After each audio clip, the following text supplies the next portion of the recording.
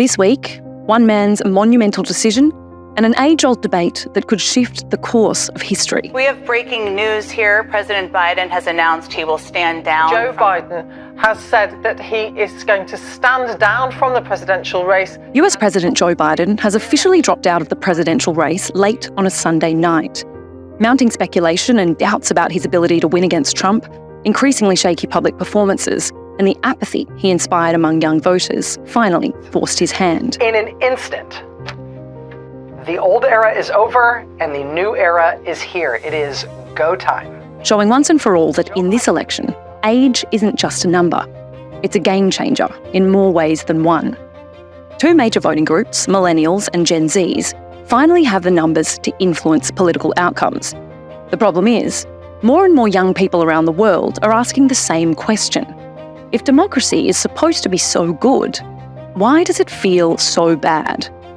They're living through the consequences of short-sighted policy choices made before they had a say, and more are now choosing extreme candidates to answer the questions of their age. So what got us here? Our message to millennials, speaking as one myself. Our government sold us a false bill of goods with the Iraq War and the 2008 financial crisis. And can democracy still offer young people a path to a better future? What up, America? If you're ready for President Trump to take the stage, I need everybody to stand up. Say fight, fight. Say fight, fight. From the lands of the Kulin Nation, I'm Emma Hoy. You're listening to Leave It to the Experts. We're now halfway through this mega make-or-break year for democracy. By year's end, more than half the world's population will have gone to the polls, from democratic giants like India and the United States to smaller fledgling democracies like Maldives and Bangladesh. The choices made this year will shape the global landscape for decades. As new leaders emerge and old systems are tested, democratic and institutional fault lines are being exposed, and our future hangs in the balance. To complicate matters even more, many voters around the world have or will go to the polls in the midst of a cost of living crisis. And yet, there's more money around now than ever before. And the options market is booming with the most action it has seen in at least 50 years. That is according to an analysis done by... Cheers and applause all round, look. In New York, the S&P 500 closing on a record high. It's now up 35% since that low. The US economy is booming, with Wall Street hitting record highs and property prices soaring. During the pandemic, a new billionaire was minted every single day, and the 10 richest men in the world doubled their fortunes. But that's the thing. That wealth didn't really spread beyond those that were already rich before COVID came to town. To keep things afloat as the pandemic shut the world down, central banks injected economies with cheap money, which major companies then used not to invest in jobs or the future, but to boost their own stock prices. Companies like Qantas bought back their own shares, driving up profits, but angering staff who were laid off during the pandemic. They also object to the company's plan to increase a share buyback program.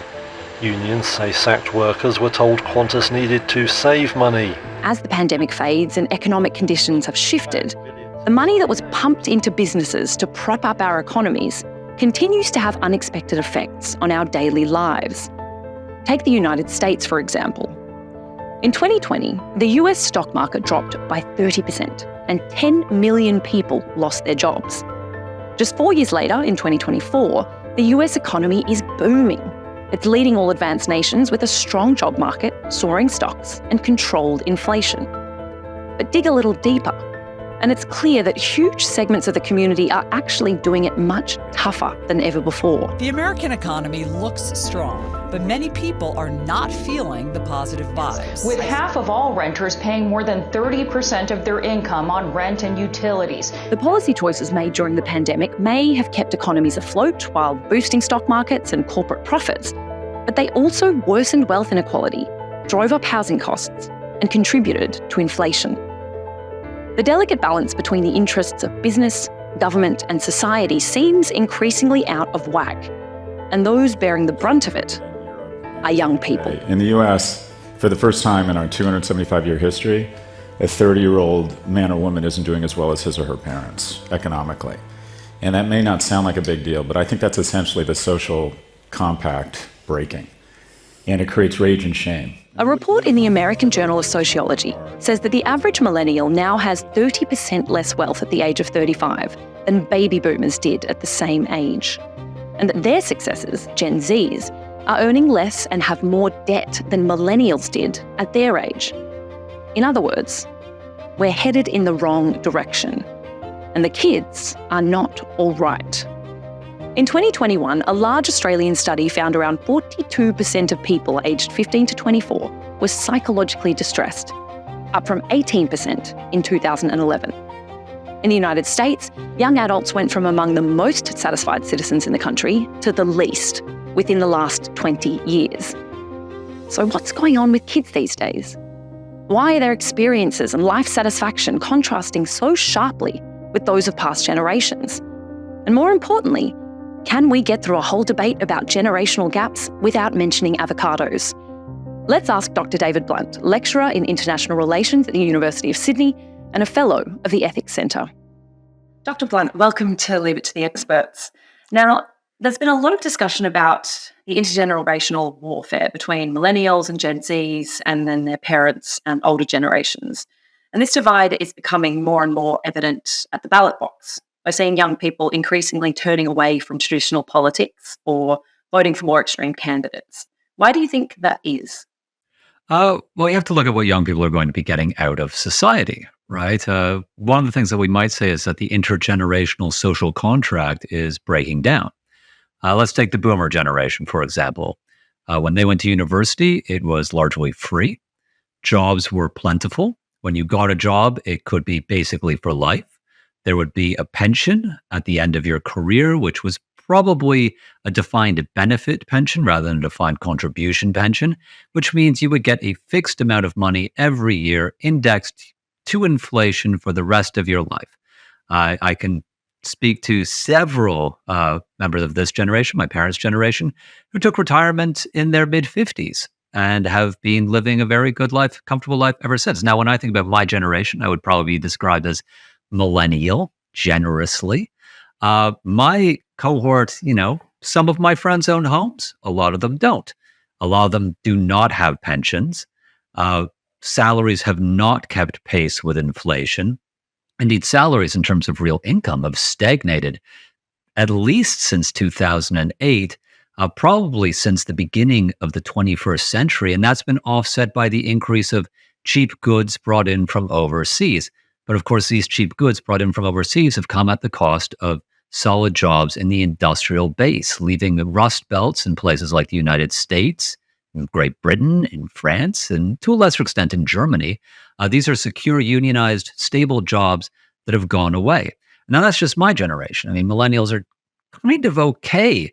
When we look at Gen Z, or Gen Z, we're talking about a generation that's even more precarious, spending an absolute fortune on education with relatively little job security afterwards, to say nothing of the pension time bomb for them down the line. So there is a big divide between these generations in terms of what opportunities society has provided them. And we can say that the older generation received a much better deal than the younger generations. And we might also say the older generation simply isn't paying their way. When we look at what gets taxed, work gets taxed, what you work at your job, your income tax, but wealth doesn't really get taxed in the same way. So you have a large number of older people sitting on a huge amount of wealth that is not being used for the public good. And we might say that is not particularly fair. How much blame for all of this can we place at the feet of the political parties and the candidates themselves? Is it something that they need to be changing, or is this just symptomatic of a broader societal shift? That's a hard question to answer. I mean, there are large systemic forces at play, but one of the things that we would expect from our politicians is the ability to adapt and change to changing circumstances. But there seems to be, I guess, a deep reticence against radical change. I mean, think about the housing crisis, for example. We know that there is a housing shortage in Australia, in the United States, in Canada, in Great Britain, basically across the Western world, there is a housing crisis. Why isn't anything being done? Well, the fact of the matter is, so much money is tied up in housing that any Democratic politician who comes out and says, I'm going to do something that is basically going to burst the property bubble is going to lose, right? Because it's sort of like a confidence trick that everyone's bought into, right? You know, if your house is worth, I don't know, $2 million, you are not going to vote for someone who is going to drop it back down to what you bought it for 20 years ago, right? Which was probably $300,000. No one will vote for that. So politicians are constrained by democratic constraints, right? You know, young people cannot carry an election, nor should they. You know, no generation, no cohort should be dictating to the other cohorts in a society, right? That's not how democracy works. There needs to be compromise. But the thing that young people can probably say is that, well, it's not that we aren't trying to control everything. It's just we're not getting anything out of this. We're not getting any of the chances that our older generations have. So why should we be enchanted, or why should we adhere to this system? So I do have some sympathy for our politicians. They're in a tight scrap, but there seems to be just a dearth of creative responses. Everyone seems to be hoping that they can kick these problems into the long grass and it will be the next guy's problem, right? And that is an unfortunate flaw of the democratic system where at best you think about the next election cycle. You don't think 20 years down the road. So we have these huge forces at play. We've got, you know, the lack of pensions, stagnating wages, the collapse of traditional industries, and, you know, the structure of our taxation system. And as a result, there's this growing feeling of detachment from many young people from the political process. You know, a lot of them that we speak to believe that democracy no longer offers them a positive vision for their future. So do you agree with the sentiment that today's political systems just aren't addressing the hopes and needs of younger generations? Yeah, look, increasingly our political systems in the West are looking very sclerotic, right? You know, they are not doing what they're supposed to be doing, which is providing people with a reasonably good chance at a vision of a good life. They seem to be biased towards older generations and to wealthier members of society. There's certainly concerns about the capture of democratic institutions by wealthy donors. If you look in the United States, the Citizens United judgment by the Supreme Court in the early 2000s set the stage for an unparalleled amount of money being poured into American politics. Just look at this week, Elon Musk has promised, I think, to give $45 million a week to the Trump campaign, or a month to the Trump campaign. This might say, well, if you have these donors giving so much money, are they really going to listen to young people who do not have the amount of influence that a billionaire does? So we can see perhaps people are becoming disenchanted with the system. And it might also go some way to explaining why there is a rise in interest towards radical alternatives, both on the left and the right in democracy, where we're saying this isn't working, the status quo doesn't work. If the status quo doesn't work, here's an attractive solution. The problem with these solutions, and your viewers can't see this, but there's sort of big air quotes around them, listeners, sorry, not viewers, is that they're often very simplistic. They're often very disingenuous. They have a truth-y feel to them, but they in fact do not reflect reality, right? They're an easy solution. So we can think about, say, anti-immigration rhetoric, for example. It blames everything on foreigners coming in and taking your jobs and taking your housing. Well, that is often not reflected in the facts, but people feel that it's good. And that's what I worry about, is that a lot of people, they become disillusioned, they become disenchanted, but they aren't really buying into the facts. They're buying into convenient narratives. Coming back to Donald Trump, we've seen, obviously, over recent days, the impact that an angry, disillusioned young person with a gun can have on something as seismic as the US presidential race. So do you think that political violence from younger voters who feel increasingly powerless is a growing concern? Yes. I mean, I think it's probably true. If you look at history, when you find large levels of young people suffering from unemployment or suffering disillusion with political systems, feeling alienated from society, like they don't have a place, especially when we're talking about young men. I mean, it's men are the ones who do violence. It's just simply the facts. Things happen. Bad things happen. If you look at, Tsarist Russia, the rise in anarchist assassinations in the 19th century. If you look at there's almost too many examples to point to, but when you get a lot of dispossessed younger men, this is when trouble starts happening. And this fuels the crisis of masculinity narrative that's happening in a lot of Western countries. The changes that have happened in Western society over the past 50 years, which, are obviously for the best. I mean, the idea that we can go back to a 1950s patriarchy is not appealing to really anyone, but certainly not to women. That's not going to happen. But, we see who are the voices of men right now. It's people like Andrew Tate, who are just these wretched, moronic misogynists. And you kind of think, what are we offering young men as an actual vision of being a good person in society? And it seems that there's just a gap there, right?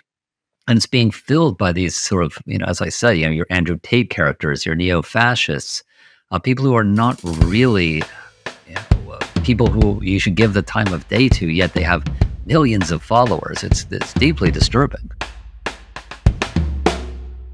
We'll be right back. Hi, my name is Andrew Jaspin, and I'm the founding editor and director of 360 Info.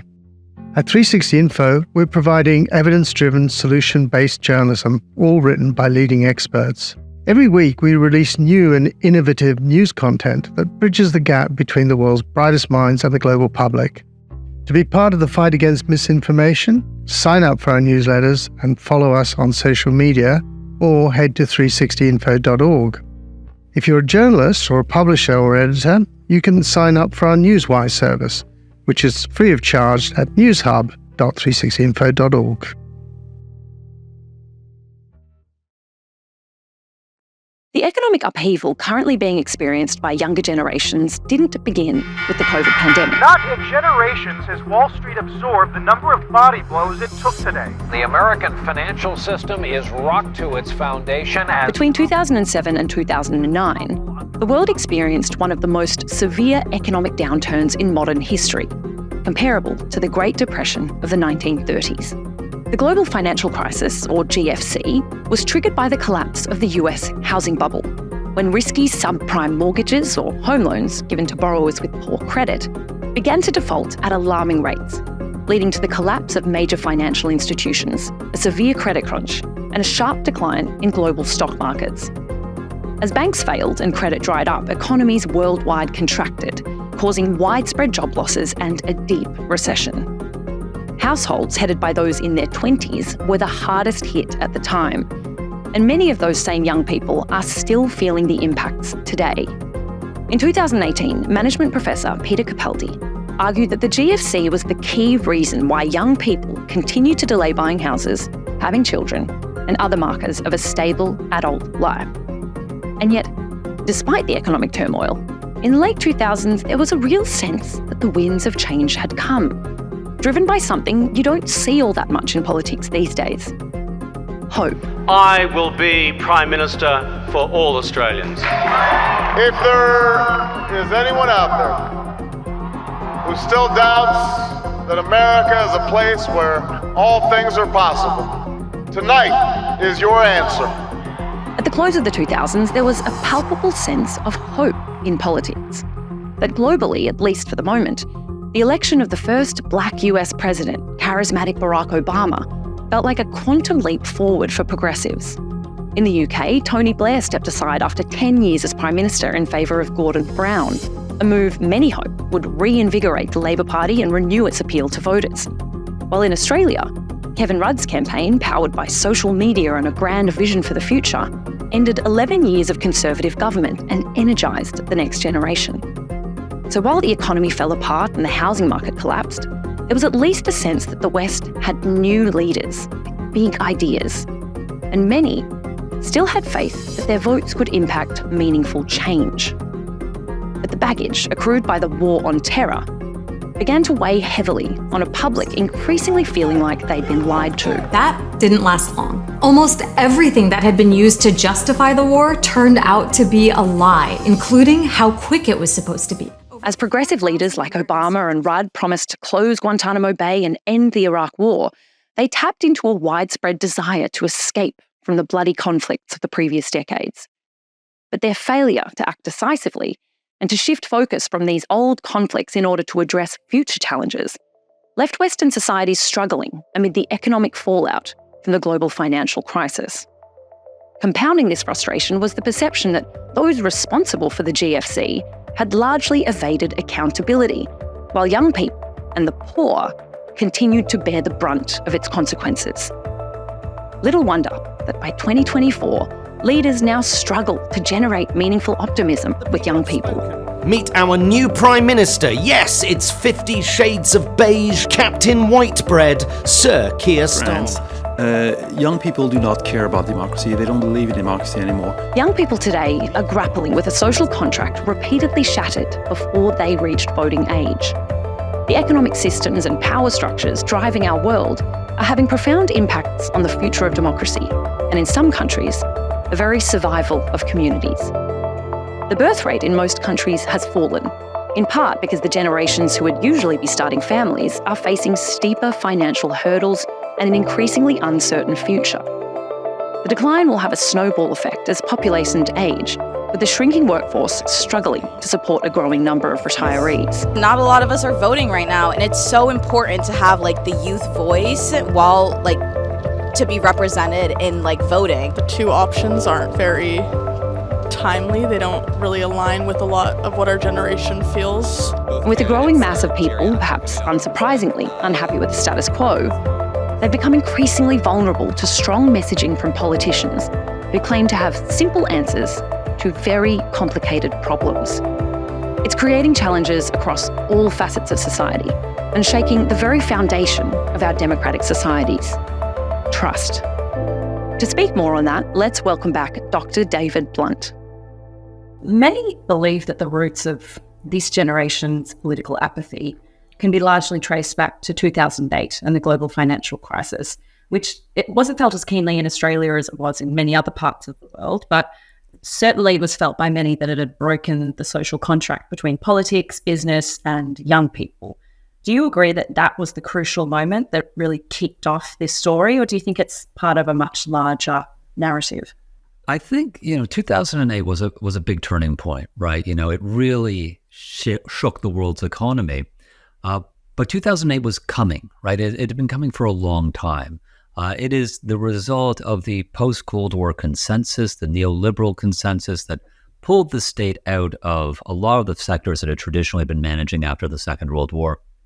Let the market decide, let the market sort of run fairly deregulated. And these were the chickens coming home to roost. It also is sort of the result of things like, offshoring of manufacturing, the results of globalization, which have been good in a lot of ways, right? An interlinked global economy has produced a great amount of wealth. The problem is that wealth has become very centralized in a relatively small number of the population. Now, a lot of people hope that would change in 2008, but it seemed to just double down, right? The rich have gotten richer, the poor have gotten poorer, at least in the global north, in places like Australia and the United States. In other parts of the world, there have been sort of growth for a global middle class, places like China and India. But, that is not being universal across the board. And solutions just have not been forthcoming. I mean, really what government has done is say, let's, try to stabilize things, large amount of quantitative easing, cheap loans for people so they can then afford unaffordable mortgages. And then when you have a flutter in mortgage or in interest rates, which affect mortgage rates, you get a lot of people realizing that they've been building their, house on sand for all intents and purposes, fiscal sand. This can be traced back to 2008, but it is part of a larger trend of neoliberalism that has taken root really since the 1980s, right? This is Reagan's voodoo economics that has gotten brought in, this idea that, if you give tax cuts to the wealthy, if you let the markets decide, then eventually more wealth will be created and will all trickle down to the rest of us. But the fact of the matter is there's no trickling. It's just a big reservoir of wealth controlled by a small amount of people. And progressive taxation is what used to solve that, but we've been unwilling to do that, at least when it comes to wealth. On the idea of, the neoliberal project, last episode, we had Associate Professor Ben Bowitz from Monash coming on the show and saying that the neoliberal project of wealth creation and economic growth that, as you said, was really spearheaded through the 80s, 90s and 2000s, now looks like it might be shifting and potentially ending in favour of something else. If that's true, what is going to replace it? And what does it take for young people in countries like Australia to implement a new vision for their future if they feel like they don't have the power to impact change now? I mean, that's a big question. I mean, what will replace neoliberalism? I don't know, is the honest answer to that. I mean, some might say something worse is going to replace neoliberalism. Certainly, colleagues like Yanis Varoufakis have said that, we're entering an age of techno-feudalism in which we are going to be sort of, for all intents and purposes, serfs for platform feudal overlords like your Amazons and your eBays and your social media platforms, and we will sort of make our money by paying them sort of a rent.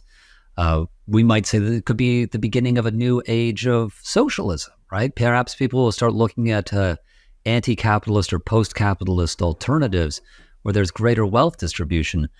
But the fact of the matter is there's no major political movement articulating any sort of post-neoliberal ideology, right? The past is dead, but the future is not yet born, right? And we're sitting at this moment where we need a new way of approaching these problems, but nothing is really forthcoming. And this is what I tell my students, the things that I was taught when I was their age just are not true anymore, but no one has a solution right now. And anyone who's peddling a solution right now, people like your Donald Trumps and your populists, I won't get too blue, but they're not peddling the truth, right?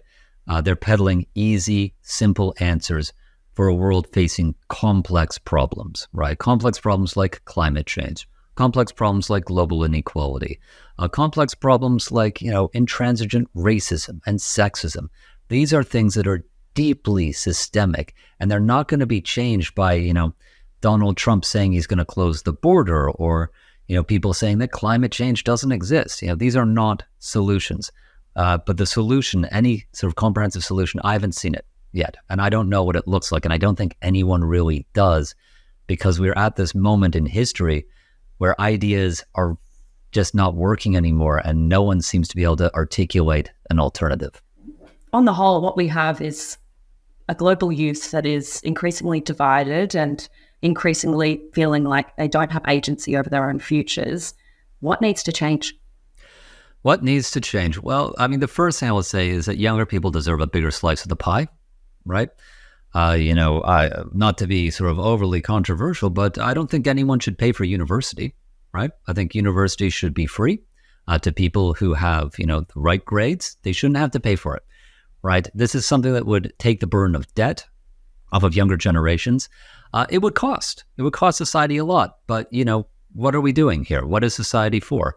I think everyone should have access to education on principle, but even from an economic point of view, if you want a trained and skilled labor force, make sure that education is accessible. This is not a controversial point for you to have. Also, we need to make sure that young people have a pathway into secure jobs. The gig economy is terrible. Grind culture is terrible.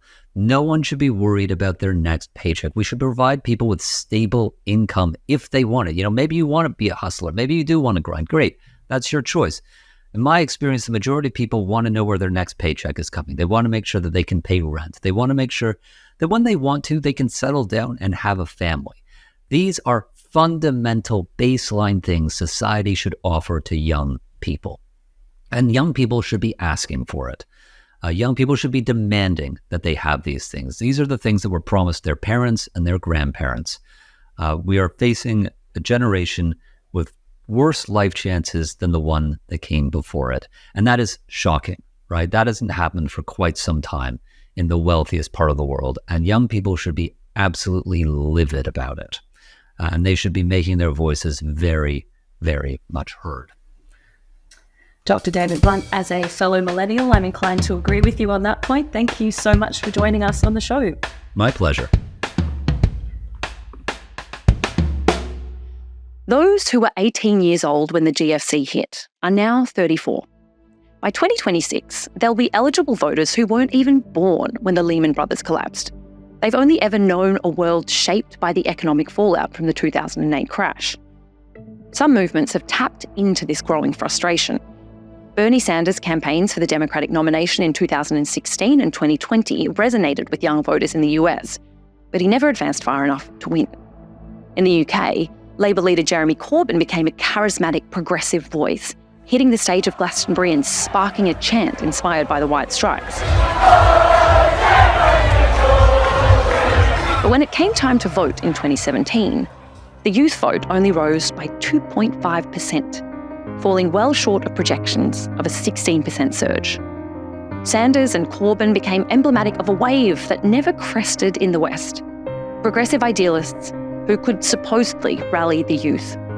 Instead, they were ultimately succeeded by more conservative institutionalists like Joe Biden and Keir Starmer, who won their respective elections. Now, the next youth movement seems to be coming from the other side of the political spectrum. I think that he should go with J.D. Vance. He was a very young guy. He's 39 years old. He speaks to the discontent that millennials and Gen Z have to the boomers. In France, for example, the attempted right-wing revolution against Emmanuel Macron almost tipped France's parliamentary elections upside down isn't over. And the French National Rally's 28-year-old leader Jordan Bardella is likely to remain at the centre of the conversation. At the European elections in June, 32% of French voters between 18 and 24 voted for Bardella and the National Rally, the right-wing, anti-immigration party we've learned about during this series. Bardella is young. He grew up in the tough northern Paris suburbs and has no formal academic qualifications beyond high school. Sociologist Laurent Ledeur notes the right's appeal lies in their representation the most precarious, least educated, and often rural segments of society. Bardella and the National Rally have successfully positioned themselves as countercultural, despite advocating for policies reminiscent of a bygone France. The National Rally has laid a blueprint for right-wing movements the world over to channel the disenchantment of young people towards great political gain. In Australia's last federal election, support for the two major parties for people under 40 is at its lowest point since the 1930s. And in the US, before he dropped out of the race, early polling showed Joe Biden leading Trump by 8 percentage points among voters under 29, a sharp decline from the 23-point lead he held in the 2020 election. At where young people are today relative to this point in the last cycle, they tell us they're less likely to vote because they're less likely to see the difference that government can make. In the UK, just 52% of voters turned up to vote in this year's election, the lowest voter turnout since universal suffrage. The reason why young people have fallen behind this country more than anything else is because they don't vote and old people do. One thing is clear. Young people are dissatisfied with the way things stand, and they're ready for change. The big question is, will they throw their weight behind idealistic leaders promising to mend the political divide and heal decades of culture wars? Or will they be drawn to charismatic populists, eager to reshape the world in their own image? In any case, in 2024, we can expect to see the contours of a new political landscape taking shape sooner rather than later. That's the end of this series of Leave It to the Experts. We'll be back next week with some of the best of our special reports on the topics dominating our world, from global affairs to science and health. Our in-depth coverage continues at 360info.org. You can sign up for our newsletters and newswire for journalists and learn about our work with university experts worldwide to fight misinformation. This episode of Leave It to the Experts was produced by Michael Joyner, Reese Hooker and Lachlan Caselli. Music by Jan Skubashevsky at Red Moon Studios. Research by Amber Holden. I'm your host, Emma Hoy. See you next time.